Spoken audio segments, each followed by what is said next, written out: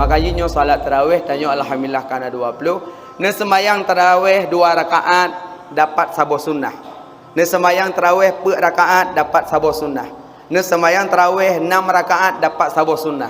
Ne sembayang tarawih 8 rakaat dapat sabo sunnah. Ne sembayang tarawih 10 rakaat dapat sabo sunnah. 12 sabo sunnah, 14 sabo sunnah, 16 sabo sunnah, 18 sabo sunnah, 20 baru 2 sunnah. Karena sunnah Sayyidina Umar ke Nabi, alaikum bisunnati wa sunnati khulafai rasyidin, atas kamu sunnahku dan sunnah khalifahku. Menyoek ne putruk tarawih ruk 20 nyan dapat pahala 2 sunnah. Tapi menyoek 2 nak waju saboh sunnah. Menyokamenan perah dengku kakak saboh mantai long. Eji bulan ibadat kan bulan buoy, yang bulan ibadat, bulan perbanyak qiyamul lail. Nyan buat tubuh sembayang 5 tambah sembayang sunat tarawih. Dan sembayang tarawih bek tajam tat, bek lembut tat iwogok. Nah, bek Fatihah lagi urung paju bororong tu amin. Bek tajam tat. Menyo imum tajam bila-bila juga ikut. Yang pihak tu megul memang abut leh.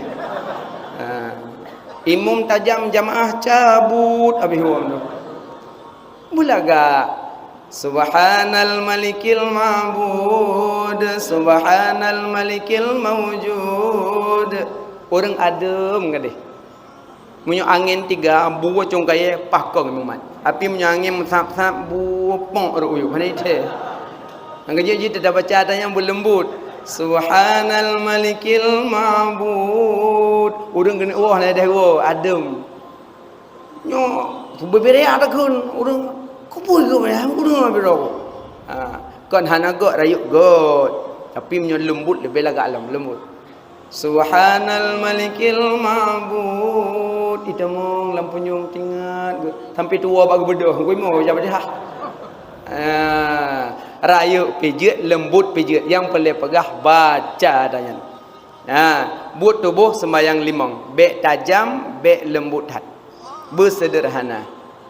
Punya sederhana aman. Punya di Aceh kaum umum sijum di tengah lah insyaallah ka selesai.